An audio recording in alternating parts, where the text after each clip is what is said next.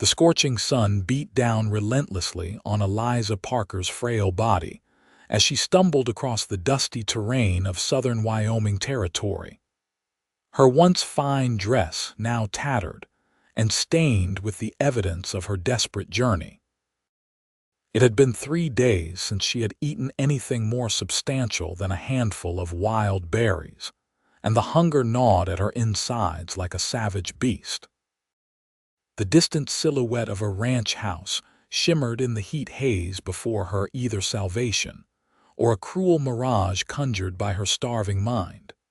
Owen Calloway wiped the sweat from his brow as he mended the fence line of his modest cattle ranch just outside Laramie, Wyoming Territory. The summer of 1876 had been particularly brutal, with little rain and temperatures that seemed determined to roast man and beast alike. He was about to head back to the ranch house for a much-needed break when he spotted a figure in the distance, wavering like a candle flame in the wind. "What in tarnation?" he muttered to himself, squinting against the harsh sunlight. The figure, a woman, he now realized took a few more faltering steps before crumpling to the ground in a heap of faded blue fabric. Owen's heart leapt into his throat as he dropped his tools and raced toward her. By the time he reached her side, the woman was barely conscious. Her face was streaked with dirt and sun-reddened, her lips cracked and parched. Dark hair, once elegantly styled, had come loose from its pins and fell around her shoulders in tangled waves. "Madam, can you hear me?" Owen gently turned her onto her back, supporting her head. Her eyelids fluttered open, revealing eyes the color of summer sage, clouded with confusion and pain. "Hold on now. I'm going to get you some help." "Water," she whispered, the word barely audible. Owen uncorked his canteen and carefully tipped a small amount of water between her parched lips. "Easy now. Not too fast." He glanced around, assessing how far they were from his homestead. "I'm going to carry you to my house. It's not far." The woman tried to nod but seemed too weak to manage even that simple motion. Owen slid one arm beneath her knees and the other behind her shoulders, lifting her with surprising ease. She was lighter than he expected, disturbingly so. "My name's Owen." "Owen Calloway," he said as he began walking, hoping to keep her awake and focused. "What's yours, if you don't mind my asking?" "Eliza," she managed after a moment. "Eliza Parker." "Well, Miss Parker, you're going to be just fine. My place is just over that rise." As Owen carried Eliza across his property, he wondered what circumstances had brought this clearly genteel woman to collapse from hunger on his land. Her accent suggested Eastern origins, perhaps Boston or Philadelphia, and despite their current state, her clothes had once been of fine quality. Whatever her story, it would have to wait. Her immediate needs were water, food, and rest. Owen's ranch house was modest but sturdy, built by his own hands after he'd arrived in Wyoming 3 years earlier. Inside, it was surprisingly neat for a bachelor's dwelling, with simple but serviceable furniture and floors swept clean. He carried Eliza to his bedroom and gently laid her on the bed. "I'll fetch you some more water and fix something to eat," he said, pulling a quilt over her trembling form. "You rest easy now." Eliza nodded weakly, her eyes already drifting closed. Owen hurried to the kitchen, stoking the fire in the cookstove and putting on a pot of water to heat. He prepared a simple broth, knowing that after days of starvation, her stomach would reject anything too rich or substantial. When the broth was ready, Owen returned to the bedroom with a mug of the steaming liquid and a glass of cool water. Eliza had fallen into a fitful sleep, her brow furrowed even in unconsciousness. He hated to wake her but knew she needed nourishment more than rest at this moment. "Miss Parker," he said softly, touching her shoulder, "I've brought you something to eat." Eliza stirred, her eyes opening with visible effort. Owen helped her sit up against the pillows and held the mug to her lips. Small sips, he advised. Your stomach needs to remember how to accept food again. She obeyed, taking tiny sips of the savory broth. After a few moments, her hands steadied enough to hold the mug herself, though Owen stayed close, ready to assist if needed. Thank you, she whispered between sips. I don't know what would have happened if. No need to think on that, Owen said firmly. You're safe now. When she had finished the broth and drained the glass of water, color had begun to return to her cheeks. The desperate, haunted look in her eyes had receded somewhat, though Owen could tell she was still far from recovered. You should rest more, he said, taking the empty dishes. We can talk when you're stronger. Where will you sleep? Eliza asked, suddenly realizing she had taken his bed. Don't worry about that. I've got a perfectly comfortable chair in the main room. Before Eliza could protest further, exhaustion overcame her. Her eyelids drooped, and within moments, she had fallen into a deeper, more peaceful sleep than before. Owen watched her for a moment, struck by the delicate curve of her cheek and the long lashes that rested against her skin. Then, shaking himself from his reverie, he quietly left the room. As the evening descended, Owen sat in his chair by the fireplace, staring into the flames and wondering about his mysterious guest. What series of misfortunes had led her to this remote corner of Wyoming, alone and starving? She wore no wedding ring, but that didn't necessarily mean anything. Perhaps she was a widow, or running from an unkind husband. Whatever her circumstances, Owen resolved to help her however he could. He had always been that way. His mother used to say, bringing home injured animals as a boy, defending the smaller children at school. You've got a heart too big for your own good, Owen Calloway, she would say, but there was always pride in her voice when she said it. The next morning, Owen rose at dawn as usual. He quietly checked on Eliza, who was still deeply asleep, her breathing steady and even.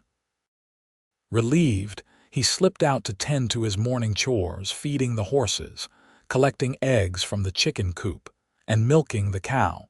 When he returned to the house, the smell of fresh coffee brewing greeted him at the door.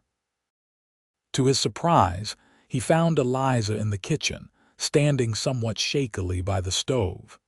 She had attempted to tidy herself, combing her hair back with her fingers and washing her face, though she still wore the same tattered dress.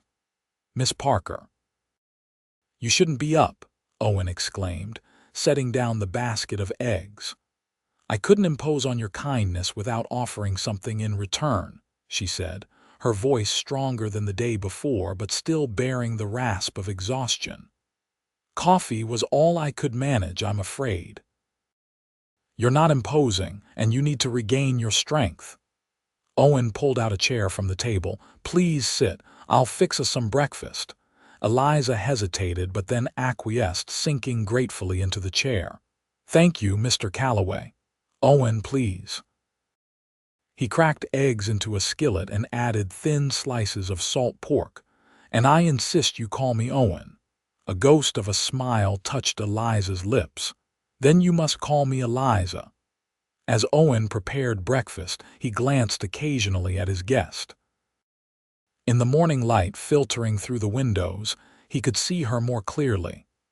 Despite her current state, there was a quiet dignity in her posture, in the way she held herself.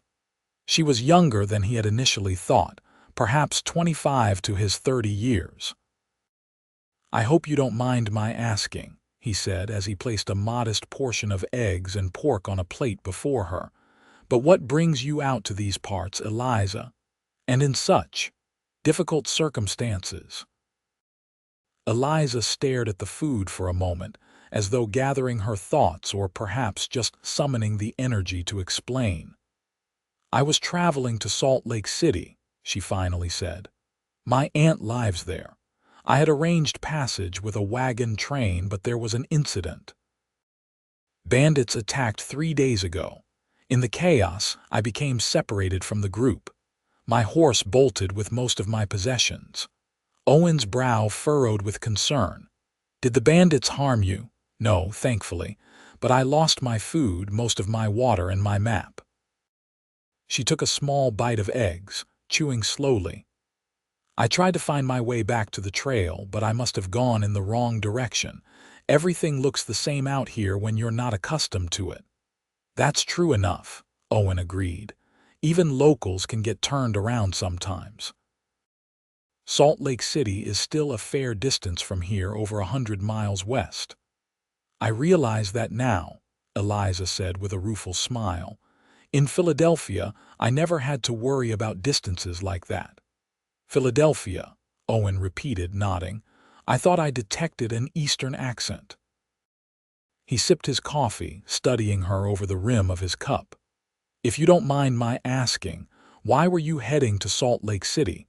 It's quite a journey from Philadelphia. A shadow passed over Eliza's face. My parents died last winter, influenza. My father's business partner took control of the company and our home. He had always been interested in me, despite being nearly 30 years my senior. She shuddered slightly. When he proposed marriage, I refused. He made it clear that, without his protection, I would find myself destitute. My aunt is my only living relative. She wrote that I could make a new start in Utah Territory. Owen's jaw tightened at her story. He had heard similar tales before, vulnerable women forced into impossible situations by men who abused their power. I'm sorry about your parents, he said softly. And for what that man put you through. Thank you. Eliza managed another small bite of food. I was fortunate to have somewhere to go, at least. Many women don't have that option. They ate in silence for a few minutes, the only sounds the clink of utensils against plates and the distant lowing of cattle from the pasture. You need time to recover, Owen said finally, and I've got plenty of space here. I'd like to ask you to stay, at least until you're strong enough to continue your journey safely. Eliza looked up, surprise evident in her expression. That's very kind, but I couldn't impose. It's not an imposition, Owen interrupted gently. To be honest, I could use the company. It gets mighty quiet out here with just the cattle for conversation. He smiled, hoping to put her at ease. Besides, what kind of man would I be if I sent you off in your condition? My mother would rise from her grave to box my ears.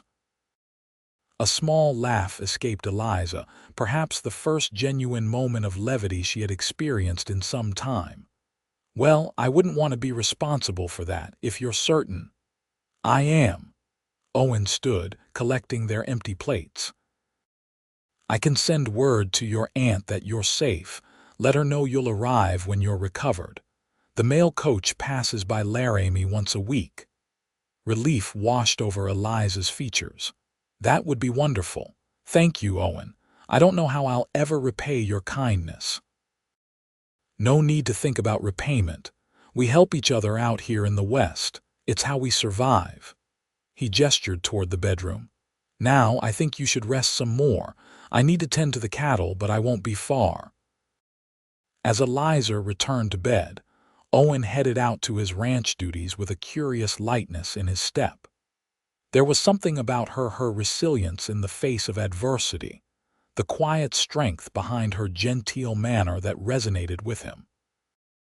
He had been alone for so long, focused solely on building his ranch, that he had almost forgotten how pleasant it could be to share a meal and conversation with another person. The days that followed settled into a gentle rhythm. Eliza regained her strength gradually, eating a little more at each meal. By the end of the first week, she had insisted on helping around the house, though Owen was careful to ensure she didn't overexert herself. I was raised to be useful, not decorative, she told him firmly when he protested her washing the breakfast dishes. Besides, activity will help me recover faster than lying abed all day. Owen had to admit she was right. With each passing day, the color returned to her cheeks, and her eyes grew brighter. She took to wearing one of his old shirts and a pair of trousers he had hemmed for her, as her dress was beyond repair. The masculine attire should have looked strange on her, Owen thought, but somehow she made it seem elegant. On the 10th day of her stay, Owen returned from checking the north pasture to find fresh bread cooling on the kitchen table and Eliza reading one of his few books by the window, the afternoon light catching the auburn highlights in her dark hair. "That smells wonderful," he said, removing his hat and hanging it on a peg by the door. Eliza looked up with a smile that seemed to brighten the entire room. "I found flour in the pantry and thought I'd surprise you. I hope you don't mind." "Mind? I haven't had fresh bread since." "Well, I can't rightly remember when." Owen washed his hands at the basin, acutely aware of how domestic and right this scene felt. "What are you reading?" Eliza held up the book. "Emerson's Essays. I didn't take you for a transcendentalist." Owen chuckled, somewhat embarrassed. "To be honest, I'm not entirely sure what that means. The book was my father's. He believed in education, even for a boy who seemed destined to work with his hands rather than his mind. He sounds like a wise man." Eliza closed the book gently. "You should be proud of what you've built here, Owen. Not many men could do what you've done, starting from nothing."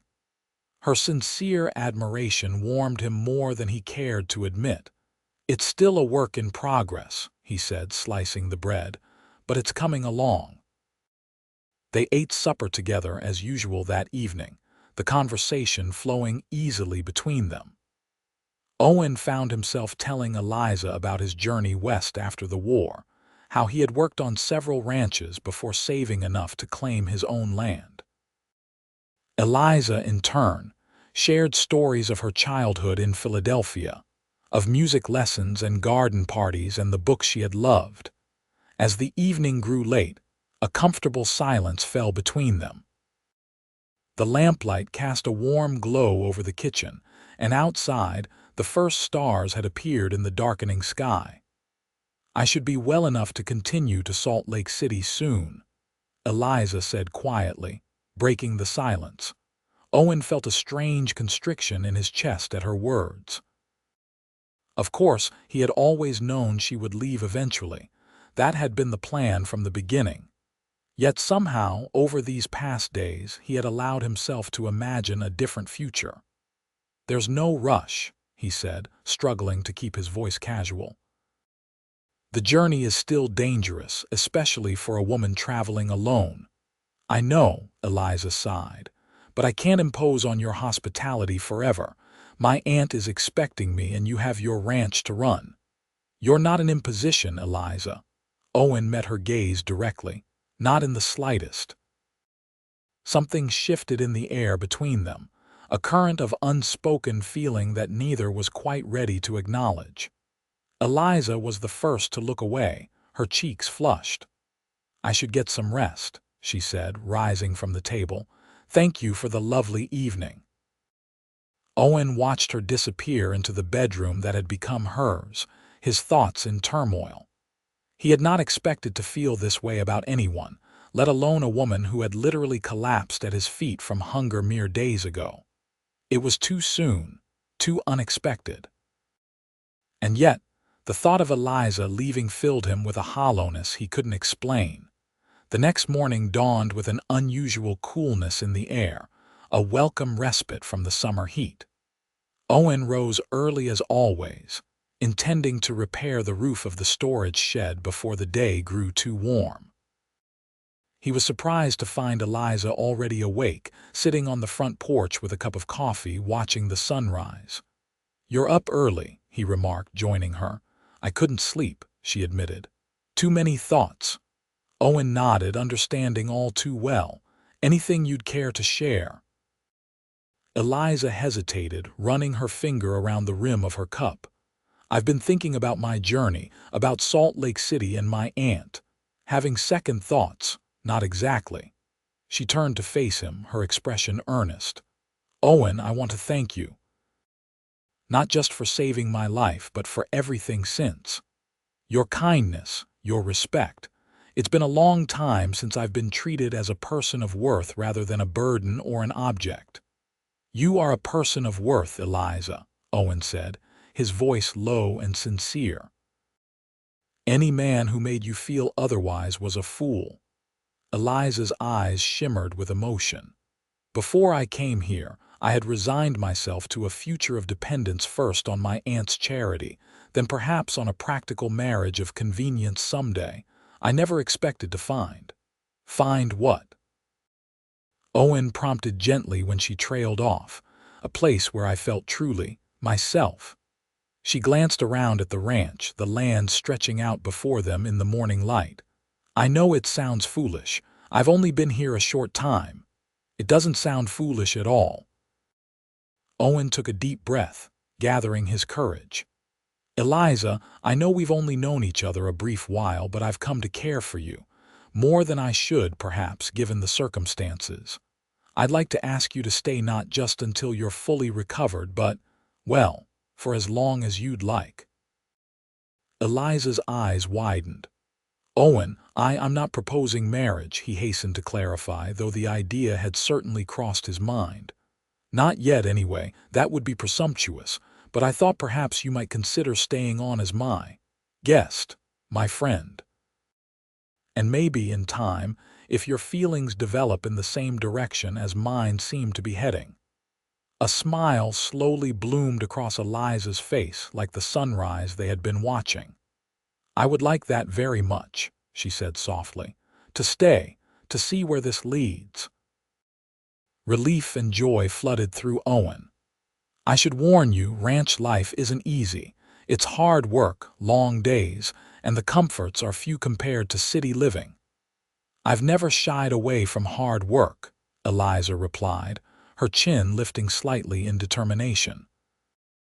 "And I've discovered that comfort isn't always found in fine things or easy circumstances." Owen resisted the urge to take her hand. "Your aunt will worry. I'll write to her today, explain everything." Eliza's smile turned slightly mischievous, though perhaps not quite everything. The weeks that followed were filled with the gentle unfolding of their relationship. Eliza proved to be a quick learner, embracing ranch life with enthusiasm and determination. She learned to milk the cow, tend the vegetable garden, and even, to Owen's surprise, help with the cattle. "My father may have raised me as a lady," she told Owen one evening as they sat on the porch watching the sunset, "but he never believed that being a lady meant being helpless. He taught me to ride, to shoot, much to my mother's dismay, and to think for myself." "He sounds like a man I would have liked to know," Owen replied, admiring the way the fading light gilded her profile. "He would have liked you," Eliza said with conviction. "He valued honesty and hard work above all else." As summer gave way to autumn, their friendship deepened into something more profound. They talked long into the evenings, sharing their hopes and dreams, their fears and regrets. Owen told Eliza about the horrors he had witnessed during the war, things he had never spoken of to another living soul. Eliza confided her fears of never finding her place in the world, of always being at the mercy of others' charity. "You don't have to fear that here," Owen assured her, finally daring to take her hand in his. "This place is as much yours now as it is mine." The first snow fell in early November, transforming the landscape into a pristine white expanse. Owen returned from checking on the cattle to find Eliza standing in the yard, her face tilted up to the sky, snowflakes catching in her eyelashes and hair. "It's beautiful," she said when she noticed him watching her. "In Philadelphia, the snow turns gray almost as soon as it falls, but here it's so pure." "You're beautiful," Owen replied before he could stop himself. Eliza turned to him, cheeks flushed from the cold and something else. "Owen Calloway, are you flirting with me?" "I believe I am," he admitted with a smile. "Is that all right?" In answer, Eliza stepped closer and, rising on her tiptoes, pressed a soft kiss to his cheek. "It's more than all right." That evening, as they sat before the fire, the physical distance between them had narrowed, mirroring the emotional space that had closed over the past months. Owen's arm rested comfortably around Eliza's shoulders, and her head leaned against him in a tableau of contentment. "I received a letter from my aunt today," Eliza said, breaking the companionable silence. "She wants to know if I'll be coming for Christmas." Owen's arm tightened imperceptibly around her. "Will you?" Eliza turned to face him, her expression serious. "That depends." "On what?" "On whether the man I've fallen in love with wants me to stay."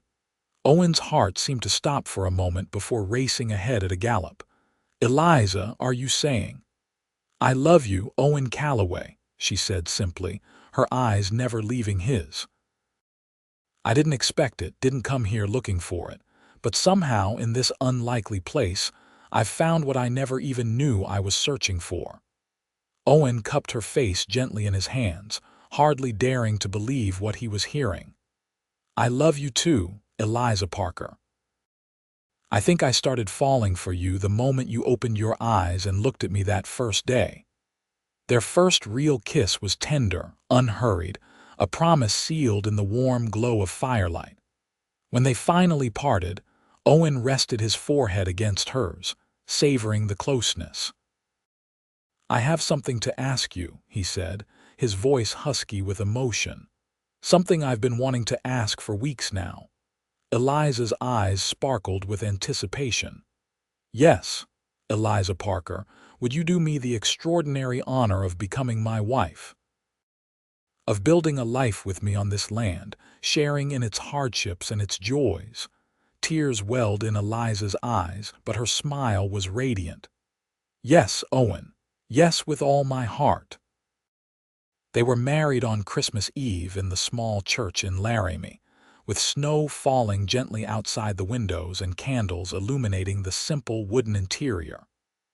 Eliza wore a dress of deep blue wool, sewn by the minister's wife, with a sprig of dried winter berries in her hair. Owen, in his best shirt and waistcoat, thought he had never seen anyone more beautiful. The few neighbors from surrounding ranches attended, along with the townsfolk who had come to know and respect Owen over the years. To everyone's surprise and delight, Eliza's Aunt Margaret had made the journey from Salt Lake City after receiving the news of their engagement. "I couldn't miss my only niece's wedding," she told Eliza warmly. "Besides, I had to see this man who had captured your heart so completely." The minister spoke of love and commitment, of building a life together through all seasons.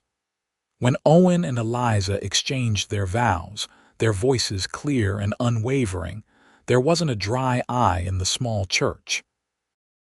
"I, Owen, take you, Eliza, to be my wife, to have and to hold from this day forward, for better, for worse, for richer, for poorer, in sickness and in health, to love and to cherish, till death do us part. I, Eliza, take you, Owen, to be my husband, to have and to hold from this day forward, for better, for worse, for richer, for poorer, in sickness and in health, to love and to cherish, till death do us part." The kiss that sealed their marriage was both an ending and a beginning, the culmination of their unexpected journey together, and the first step into their shared future. The celebration afterward was modest but joyful, held in the town's small hotel dining room. There was music and dancing, food and drink, laughter and tears. Eliza danced with her new husband, her face aglow with happiness, scarcely able to believe how much her life had changed in the span of a few months. "Are you happy, Mrs. Calloway?" Owen asked as they swayed together to the fiddler's tune. "Happier than I ever imagined possible," Eliza answered truthfully. "And you, Mr. Calloway, any regrets about taking in a starving stranger?" Owen's arms tightened around her waist. "Only that I didn't find you sooner." When they returned to the ranch that night, snow was falling again, transforming their home into a winter wonderland. Owen lifted Eliza into his arms to carry her over the threshold, just as he had carried her that first day when she collapsed from hunger on his land. "Welcome home, wife," he whispered, setting her gently on her feet in the warm kitchen. "Home," Eliza repeated, savoring the word. "I never thought I'd find one again after my parents died. Yet here it is in the most unexpected place with the most wonderful man." That night, as husband and wife, they discovered each other anew, their love expressed in tender touches and passionate embraces. Afterward, lying in each other's arms, they spoke of their hopes for the future, of expanding the ranch, of children running through the fields, of growing old together in the home they would build with their own hands and hearts. Spring arrived with a burst of new life across the Wyoming landscape. The hills turned green with fresh grass, wildflowers dotted the prairies, and the creek that ran through the Calloway property swelled with snowmelt from the distant mountains. For Eliza, the season brought another kind of new beginning. As the first crocuses pushed through the thawing earth, she discovered she was with child. "A baby," Owen breathed when she told him, his eyes wide with wonder. "Our baby." He gathered her in his arms, lifting her off her feet in his excitement, his laughter mingling with hers in the clear morning air. "We'll need to expand the house," he said, already making plans. "Add another bedroom, a proper nursery. And I'll build a cradle. My father taught me woodworking when I was a boy." Eliza's heart swelled with love for this man who had saved her in more ways than one. "Our child will have everything that truly matters," she said. "Love, security, and parents who adore each other." The pregnancy progressed smoothly through the summer months, though Eliza found herself tiring more easily as her body changed to accommodate the growing life within. Owen was attentive to her every need, insisting she rest when necessary and taking on additional household duties without complaint. "You're spoiling me," Eliza protested one afternoon as Owen insisted on her sitting with her feet up while he prepared supper.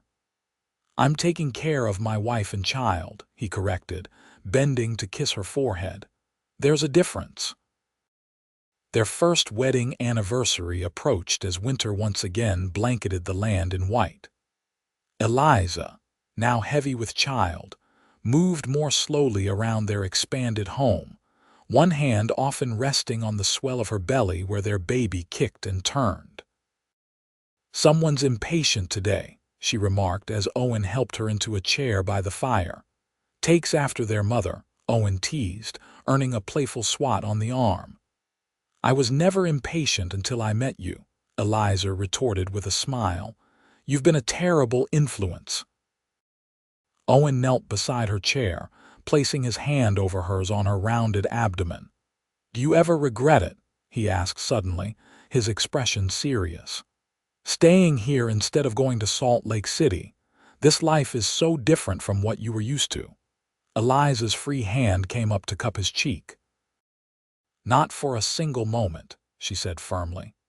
"This life with you, with our child on the way, is richer and more fulfilling than anything I could have imagined.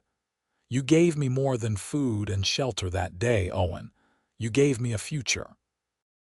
Their son, Samuel James Calloway, was born on a clear, cold January morning in 1878, announcing his arrival with a lusty cry that filled the bedroom. The midwife from town, Mrs. Jenkins, had arrived just in time, having been fetched by Owen when Eliza's labor began the previous evening. "You have a fine, healthy boy," Mrs. Jenkins declared, placing the swaddled infant in Eliza's arms. "Strong lungs on that one." Eliza gazed down at the tiny face, overcome with a love so profound it brought tears to her eyes. "Hello, Samuel," she whispered. "We've been waiting for you." Owen sat beside her on the bed, one arm around her shoulders, staring in awe at their son. "He's perfect," he said, his voice thick with emotion, "just like his mother." "He has your chin," Eliza observed, tracing a finger gently over the baby's features. "And I think he'll have your eyes, Mrs. Jenkins discreetly busied herself with cleaning up, giving the new family a moment of privacy. When she had finished, she patted Owen on the shoulder. "You did well, Mr. Calloway. Many men pace the floor or hide in the barn when their wives are in labor. You stayed right by her side the whole time." "Where else would I be?" Owen asked simply. After Mrs. Jenkins had gone, promising to return the next day to check on mother and baby, Owen and Eliza lay together on the bed, their son sleeping peacefully between them. "I never knew it was possible to love someone I just met so completely," Owen marveled, gently stroking the baby's downy head. "I did," Eliza said softly. "I felt the same way about you." Owen looked up, surprised. "Even when you were half-starved and delirious." "Even then," Eliza confirmed. "There was something in your eyes when you found me, a kindness, a decency that made me feel safe for the first time in so long." Owen leaned across their son to kiss his wife tenderly. "I'm the fortunate one," he murmured against her lips. "Finding you was the greatest blessing of my life." The years that followed were filled with the joys and challenges of family life on the frontier. The Calloway Ranch prospered under Owen's careful management and Eliza's shrewd business sense. They added more cattle, expanded their crops, and built a larger, more comfortable home to accommodate their growing family. Samuel was joined by a sister, Margaret Rose, named for Eliza's aunt, in the spring of 1880. 2 years later, the family welcomed twins, Joseph and Elizabeth, completing their brood and filling the ranch house with laughter, tears, and the countless small dramas of childhood. Eliza's aunt visited often from Salt Lake City, delighting in her grandniece and grandnephews, bringing books and small treasures from the city.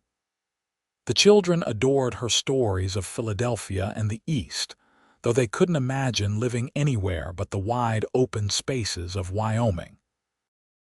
On a warm summer evening in 1886, 10 years after Eliza had collapsed from hunger on Owen's land, the Calloways hosted a gathering for neighbors and friends to celebrate their successful spring cattle drive. Tables had been set up in the yard, laden with food prepared by Eliza and the wives of neighboring ranchers. Lanterns hung from tree branches, casting a golden glow over the festivities as dusk settled over the land. 8-year-old Samuel raced around with the other children, his father's confident stride already evident in his movements. 6-year-old Margaret sat with her aunt, solemnly practicing her embroidery with a concentration that mirrored her mother's. The 4-year-old twins chased fireflies at the edge of the gathering, their delighted squeals punctuating the adults' conversation. Owen found Eliza standing a little apart from the others, watching their children with a contented smile. He slipped his arm around her waist, drawing her close. "Happy?" he asked, though he knew the answer. "Completely," she replied, leaning into him. "I was just thinking about how different my life would have been if I hadn't gotten lost that day, if I hadn't found my way to your land." "I prefer to think you didn't get lost at all," Owen said thoughtfully. "I think you were finding your way home." Eliza turned in his arms, rising on tiptoes to kiss him softly. "That's a lovely thought. It's the truth as I see it," Owen said, tucking a strand of hair behind her ear. "Some might call it chance or coincidence that you collapsed where you did, but I've come to believe it was something more."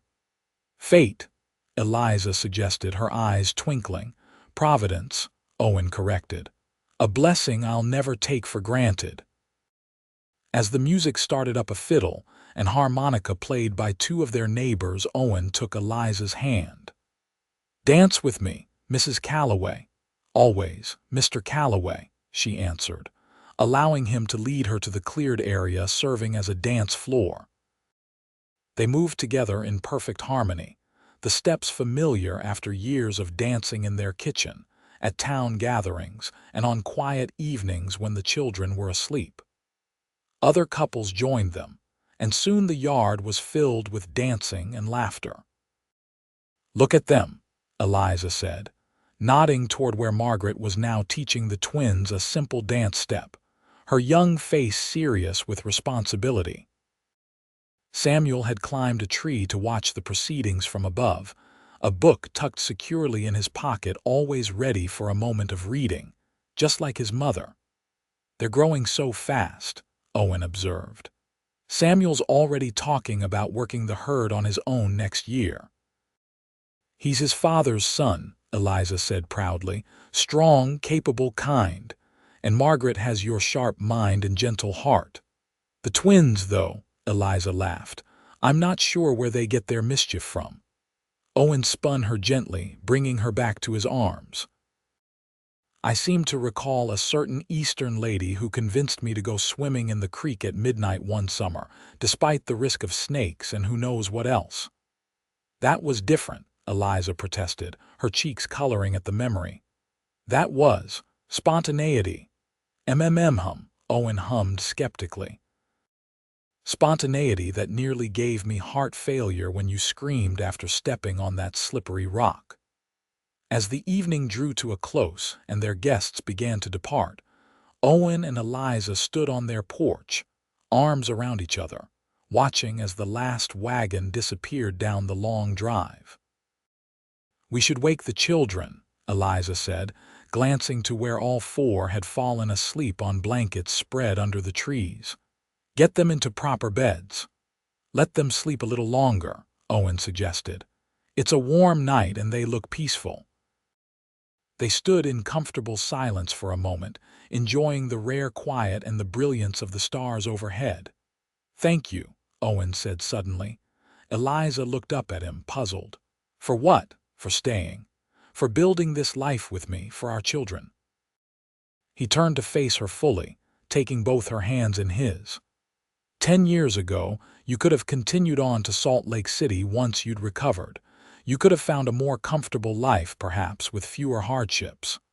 "A life without you," Eliza said softly. "That wouldn't have been living at all." Owen's eyes shone with emotion in the moonlight. "I've loved you from that first day, Eliza Parker Calloway.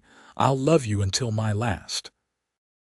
"And I'll love you beyond that," Eliza promised, reaching up to trace the beloved lines of his face, now showing the first signs of age and weather. "In this life and whatever comes after." As they gathered their sleeping children and carried them into the house they had built together, Eliza reflected on the extraordinary journey that had brought her to this point. From desperate hunger and the brink of death to abundant life filled with love, purpose, and family.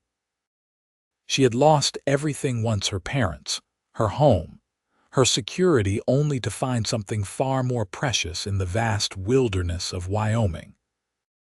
That night, lying beside her husband in the darkness, listening to his steady breathing and the occasional distant lowing of cattle, Eliza offered a silent prayer of gratitude for hunger and loss, for wrong turns and chance encounters, for the man who had not only fed her body but had nourished her soul. In the years that followed, the Calloway Ranch continued to thrive. Samuel grew into a capable young man who eventually took over much of the ranch management, allowing Owen and Eliza to travel occasionally, even making a trip back to Philadelphia in 1890, where Eliza showed Owen the house where she had grown up and the graves of her parents. Margaret, with her mother's intelligence and determination, attended the university in Denver, one of the few women in her class, before returning to Wyoming to teach at the local school. The twins, Joseph and Elizabeth, brought different talents to the family.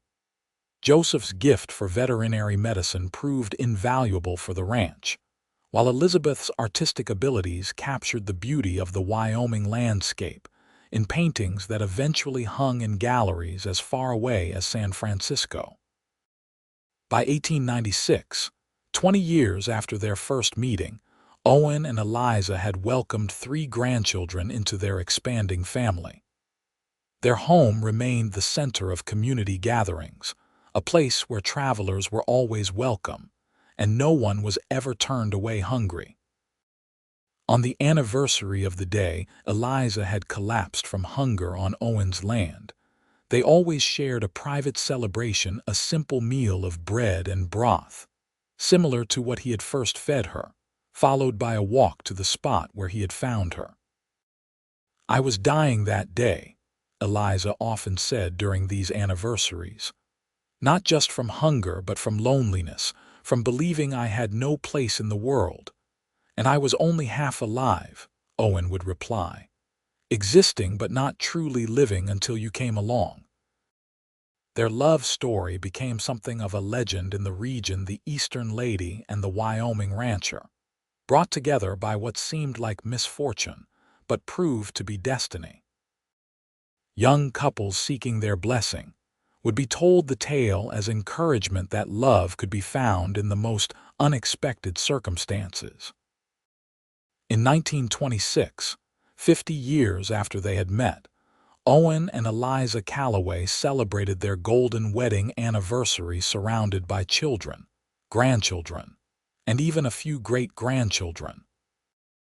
Though Owen's hair had turned white and Eliza's hands showed the marks of decades of ranch work, the love that shone between them remained as vibrant as ever.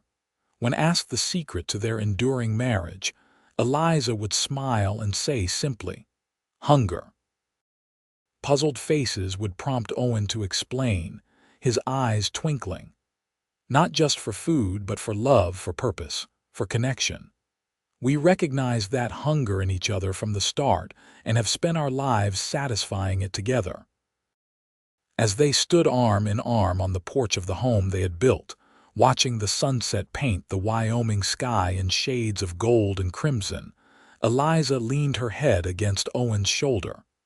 "You remember what you said to me that first night?" she asked. "When I asked why you were helping me?" Owen smiled, the memory as clear as if it had happened yesterday rather than half a century ago.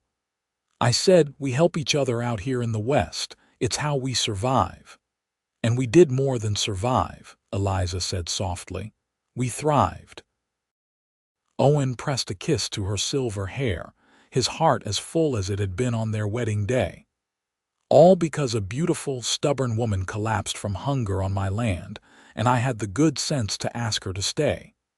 "The best decision you ever made," Eliza teased. "The only decision that ever truly mattered," Owen replied with perfect sincerity. As darkness fell and the first stars appeared overhead, they remained together on the porch, two souls who had found in each other not just love, but home, the place where hunger ends and fulfillment begins.